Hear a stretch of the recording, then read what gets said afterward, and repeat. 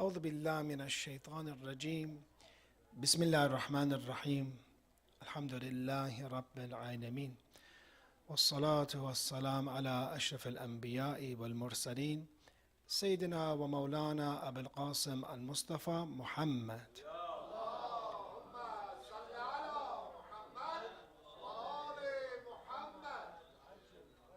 وعلى أهل بيته الطيبين الطاهرين ولعنة الله على أعدائهم إلى قيام يوم الدين.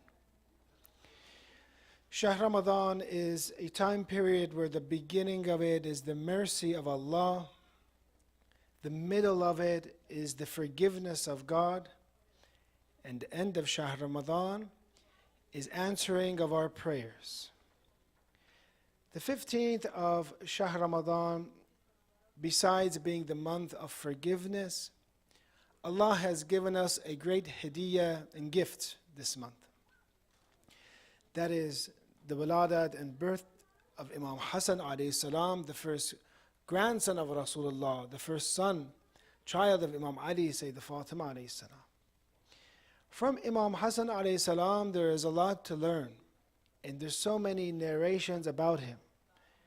It's very interesting when you start investigating about this holy Imam's life, that sometimes you think that we as Shia are the ones who are obligated to love him, but you see the same instructions are in Sunni books too, that the love of Imam Hassan alayhi salam is obligatory, that you have to love him. If you look at, for example, Al-Hakim al-Nishaburi mentioning the tradition that the love of Imam Hassan equates the love of Rasulullah, the Prophet.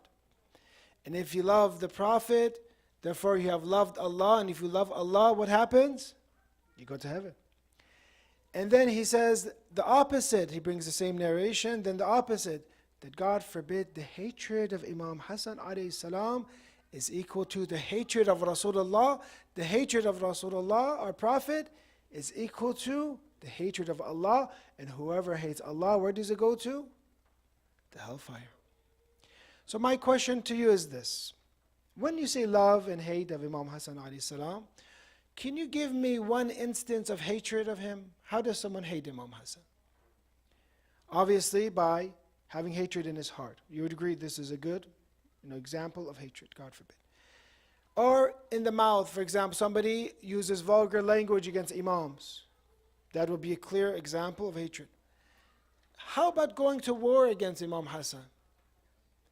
Is going to war against him equal to hatred?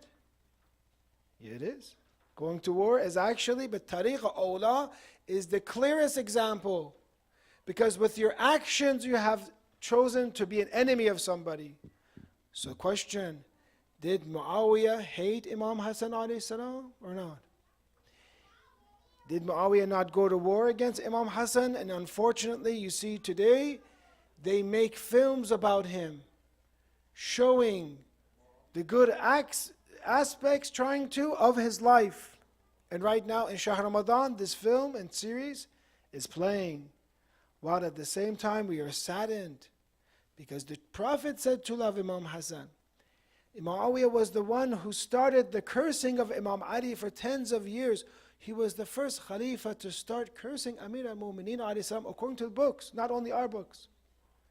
So how is it that he is allowed to do khuruj against the Khalifa? He's allowed to go against the Khalifa, but for example, Yazid, when they talk about the Salafis, talk about Yazid, for example, they say that, na'udhu billah, killing of Imam Hussein alayhi salam was shar'i because Imam Hussein fought against the Khalifa. This is what they say. So how come there Yazid is shar'i what he does? And Muawiyah though fought against Imam Ali from the beginning and fought against Imam Hassan alayhi salam. How come his khuruj against the Khalifa, your own Khalifa, not our Khalifa, he is our Imam, but against the Khalifa you turn a blind eye? If cursing the companions is not allowed, and you say, for example, accuse other Muslims, you're not Muslim, they have to be killed or whatever for cursing the companions, then why are the Bani Umayyad allowed to curse Imam Ali alayhi salam? So you see contradiction.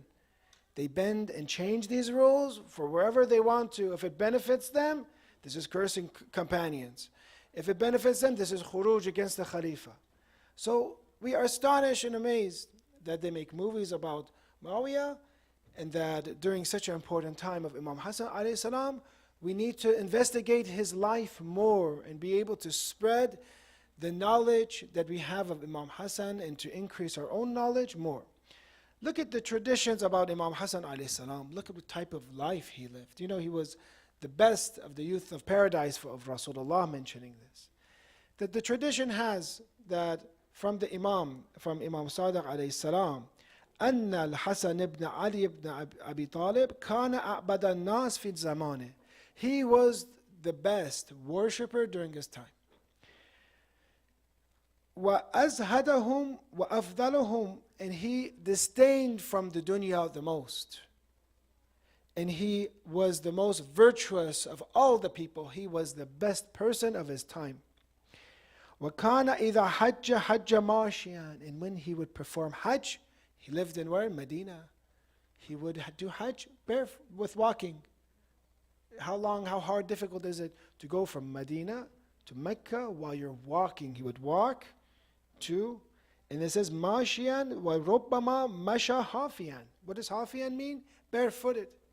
In some parts of this, he would be barefooted when he would go to the Hajj. وَكَانَ إِذَا ذَكَرَ الْمَوْتِ بَكَى, and when he would remember death, he would cry, even though he's an infallible Imam. He for sure has salvation. What about me and you, brother and sister? How come when we think of death, we don't cry? We are so arrogant. We think for sure God is going to send me to heaven. No matter what I do, I will be guaranteed heaven. But Imam Hassan alayhi salam thought about death, he would cry.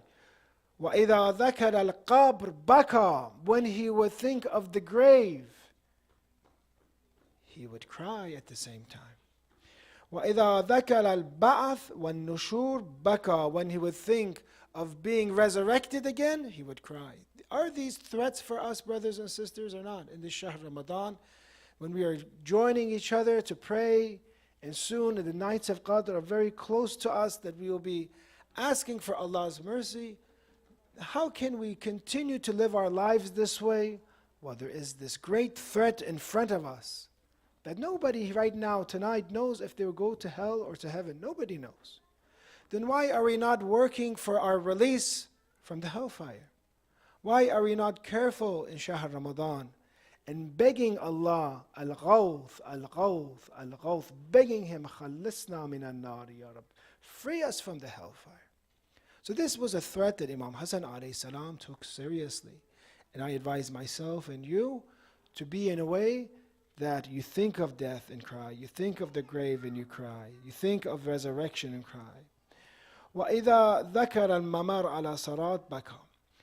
The surah that we have today and tonight will conclude the short surahs of the Holy Quran. I hope that for us, we become a little bit more familiar with the beautiful chapters of the Holy Quran. Even though these surahs and chapters are very short, it has a very lengthy and great meaning.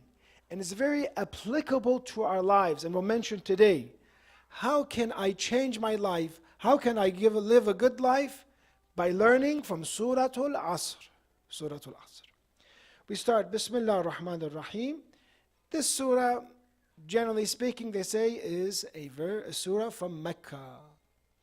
And if you look throughout the Quran, you yourselves can kind of differentiate which one is from Mecca, which surah is from Medina. But there is obviously historical sources. But where did the legislation take place? Where are the surahs that have laws? In Medina, usually. The ones that are more about the hereafter, the ones that are more of a mu'adha and advice to insan, are those surahs in Mecca, because that was the deen at that time. The first Islam was Islam that you're just supposed to focus on one God, Tawheed, leave shirk, leave polytheism. You're supposed to focus on the hereafter. There wasn't much rules.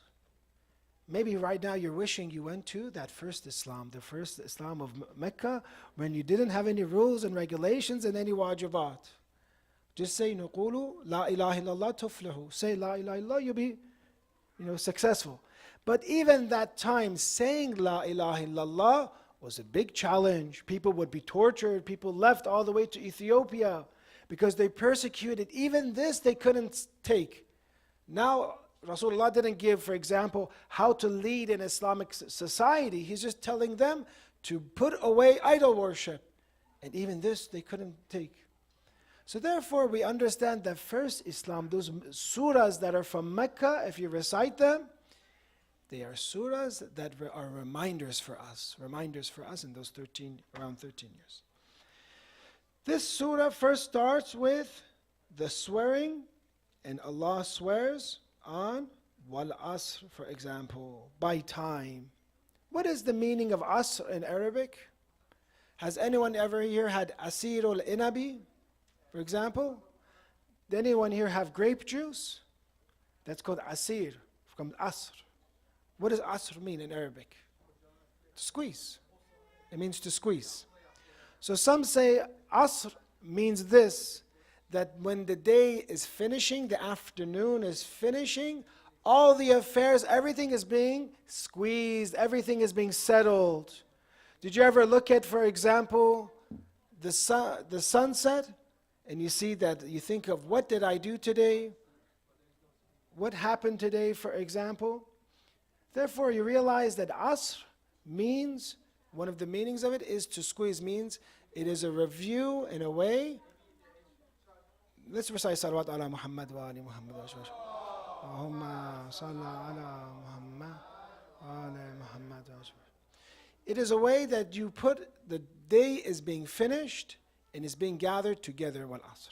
Now there's other meanings of this surah. For example, of Asr, some say Asr can mean here different meanings. One is by the afternoon. One is by time. One is that day and night are called Asran. There's different. But generally speaking, God speaks by time. And most of the translations have used Asr by time. God swears by time. Because time is something that is very important for us.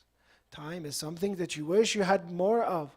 Time is something that if you gave all your resources to have one more year of time, or even 1 month more time, you would give everything that you had to have 1 more month in this world.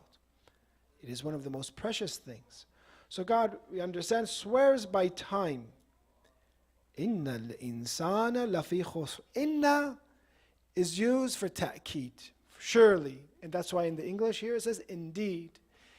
Inna al-insan lafi khusr. Mankind, for surely, is in loss. Khusr. Here some say it's indefinite because it is all types of loss. How is man in loss? What do we understand from loss? We understand from the tradition that from the beginning that we are born, and every step that you take, the tradition says, every breath you take right now, inhale and exhale, you understand from this that every inhale and exhale is nothing but a step towards a death. For example, when you're born, you're probably born, if you put a number, I don't know if you want to calculate, like 1 billion, breathing that I can do, 1 billion. Every time that you inhale and exhale, it's going to be less. For example, less and less and less. Do you gain or no usually? Do you gain life, or usually you use your life? It's depleting or gaining? We're losing. That's why in one of the tafsirs I mentioned that I was always thinking about what khusr means, loss. Until I saw someone in the desert, for example, summertime possibly, selling ice, an ice seller. Have you ever seen them? For example, maybe you went to Ziyarat and you see these big cubes of ice. I was always wondering, how is it even still there? Because it's super hot, for example, but it is compressed and it's together. It's still, they can sell it. It is dripping. But he was thinking of this ice seller because he's telling people to come and hurry up to buy this ice, because have mercy, for example, on that person whose capital is melting away. His capital is ice and it's melting away. Then this mufassir thought of insan khusr. He thought of us, that we are in the same way. We have capital, we have time, we have a lifespan, and is melting away every day. It doesn't get gained. You see already these 15 nights of Shahr Ramadan, how fast did it pass? Or for example, if it was 1 year, last year from last Shahr Ramadan, how fast did that pass? Or if you're here for 10 years, 20 years, how fast did that pass? Prophet Nuh, who had a life, Quran mentions 950 years, but that's of prophethood. His life was more, possibly 2,000, 2,500 years. It is time to take his life. And Prophet Nuh alayhi salam was one who lived thousands of years. He takes a step so that the angel of death does not take his life while he's under the sun. He goes under the shade. Maybe it'll be better. And he smiles, and he says, why is he smiling? Because he says that this step, how fast is one step? He says, my entire life passed like this one step from the sun into the shade. This is how fast my life went. So this is a problem, and a very interesting thing is, I don't know if you have some of your children in school and they're teaching them to write. Usually when they teach kids how to write, they teach them how to storytell. When you tell a story, the best way is to talk about a problem first in a story. There's a problem happens in storytelling, then the rest of the story is about how to solve that problem. That's a nice story, right? Something happened, now let's solve it. The same way, interesting in this surah, because we're telling you, Surah al-Asr is about a problem. Insan is fi khusr, is in loss. Then Quran comes and tells us the solution. The rest of the surah is about how to find the solution to this problem.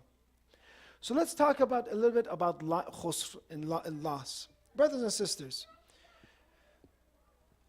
what is our life equating to? We said billions and billions and billions of dollars. Everyone right now is a millionaire, billionaire because you have life.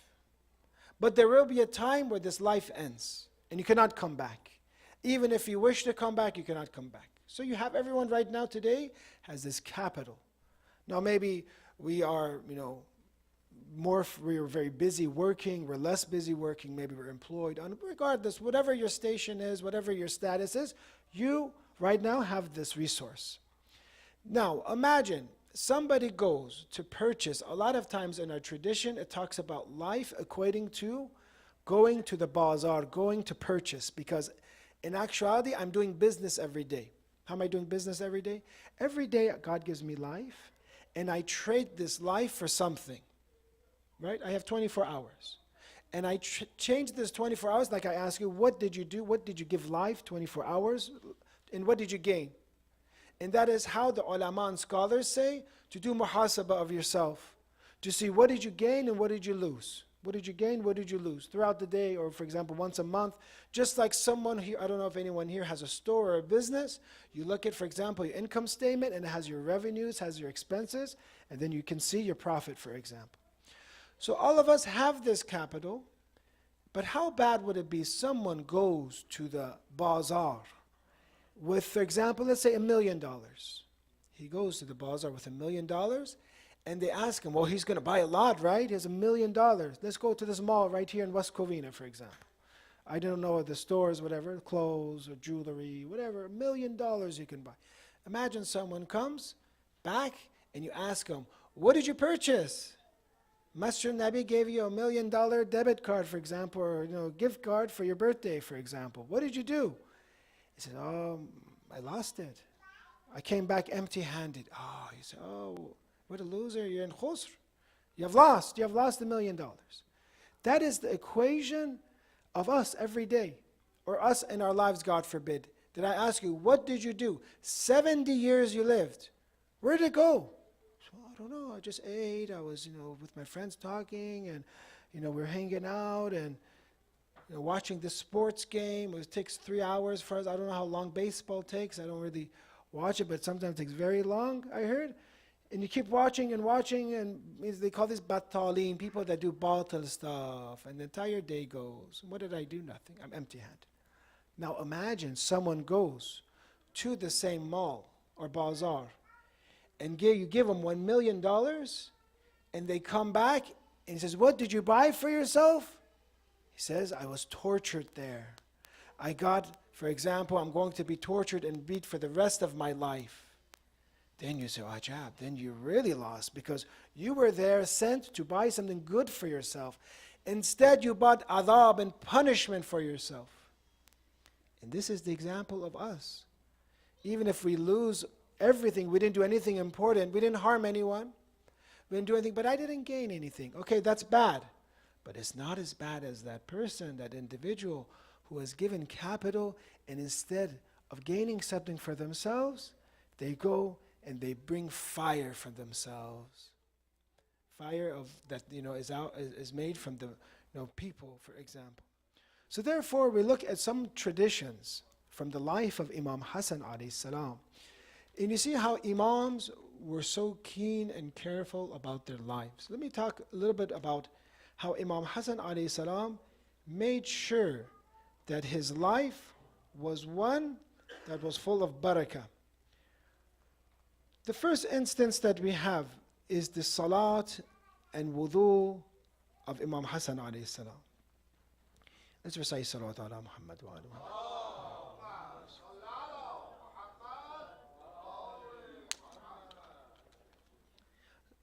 One khusr, or time period that we waste, if we want to talk about, let's talk about important things, practical things, is the time of salat, is the time of prayer. Hopefully we are those who establish prayer, hopefully, or else that's a big loss, a big haram. But let's talk about this time that Allah has given you tawfiq to talk to Him, to worship Him, to be able to connect to Him, to know Him. And I'm talking about myself. And this is the time to talk about these things, because after Shahr Ramadan, it'll be hard to change. In Shahr Ramadan, to change ourselves and use of these opportunities, it's right in front of us. It's so easy. The example we gave over and over from one of the scholars is like when you go, for example, to pick fruit from a tree, sometimes you have to use a ladder and go way up there. It's hard. Sometimes there are trees that the fruit is right in front of you. All you have to do is pick it. It's in front of you. The leaves, the branches are right in front of you. Shahr Ramadan is like this. I want to pray. I want to do salat. Allah has invited me to talk to Him. Instead of benefiting from this salat, and maybe making this salat of those who have khushu', and really talking to Allah, doing sujood, sometimes I forget, it's so natural that I'm prostrating, putting my forehead all the way to the ground for Allah. My body is there, but my mind is somewhere else. I'm thinking of something else. Or for example, I'm in ruku', and what does that mean? And if you put all these actions, you see it is the highest amount of mannerisms. The greatest amount of mannerisms and adab are the mannerisms in salat.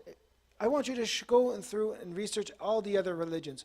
What religion has, in terms of mannerisms and adab, something like salat, that they go all the way and do sujood, all the way and do ruku', for example? So therefore we see in the tradition has Imam Hassan alayhi salam,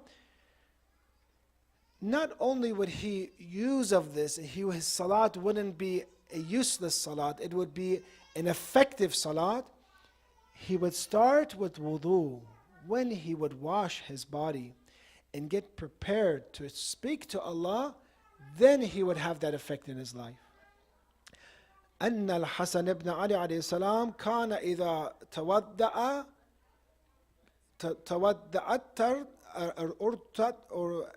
ارتعدت مفاصله. It means to shake.